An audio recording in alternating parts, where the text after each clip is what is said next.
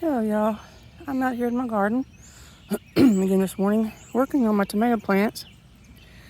I'm working on pruning them, getting all the bottom leaves off, all the suckers off of in between the little branches.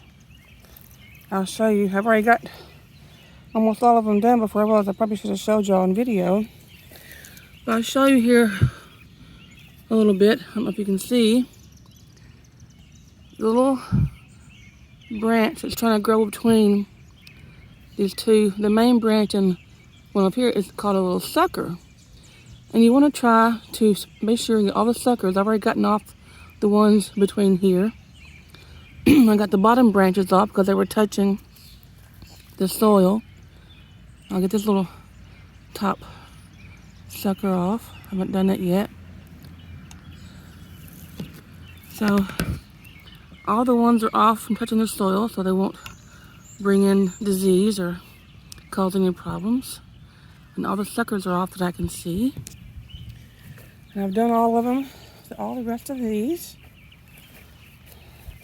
As you can see, where I've taken off all the bottom branches that were touching the mulch and the soil. And all the suckers off of them. So they can concentrate the energy on the top branches. See, got these off and those over there. I'm going to show you something that I didn't get a chance to show you before. Last week, all of the month of April, all my tomatoes were suffering from overwatering from all the storms we were having. And there were several of my plants that were not doing good. And I didn't have a chance to film and show you what I did. But here's one that's still showing signs that has not completely recovered yet. And I'll show you, with overwatering, you will have yellowing leaves and curled up leaves like this here. You can see them. And what happened is the pots got saturated from all the heavy rain. And fortunately, this last few days have been really high temps and it's been drying things out. One of the things that I did, I've already put it back, but pulling back the mulch, because the mulch holds in moisture. I pulled back the mulch so the sun could get in here and dry things out. And so yesterday was the first day that I actually watered my tomato plants for almost a week because of the overwatering. And I gotten off most of my leaves from the other tomato plants that were damaged. These two plants here still have some curled leaves on top.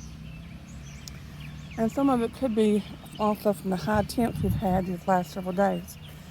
But those two particular plants right here were the ones that had the most damage. And they're the variety of, let me see here, my bodacious ones.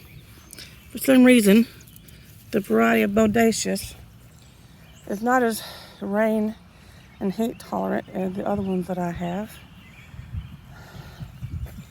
This one here has bounced back really well. It's called the Early Girl. And this one bounced back really well. It's called the Brandy Boy. And my cherry tomato is doing well. It's thriving. It's still small, but it's thriving. It didn't suffer any from the overwatering or the heat. And this one here has one leaf I haven't pulled off yet, a little bit of damage on it, but I'm gonna leave it there until it gets a little bit longer. So they're all doing well and recovering from all the overwatering, and now they're trying to recover and hold out all this high heat that we're having. So wanted to show you that. Another thing that I did was I have these bottom bins holding water in them for the high heat. to help water from the bottom. And because when it's high heat, pots tend to dry out a lot quicker. But when it's over watering or storming, I empty them out to where the water won't stand in there and constantly soak up, and the pots have a chance to drain. So sometimes I remove them, sometimes I leave them there.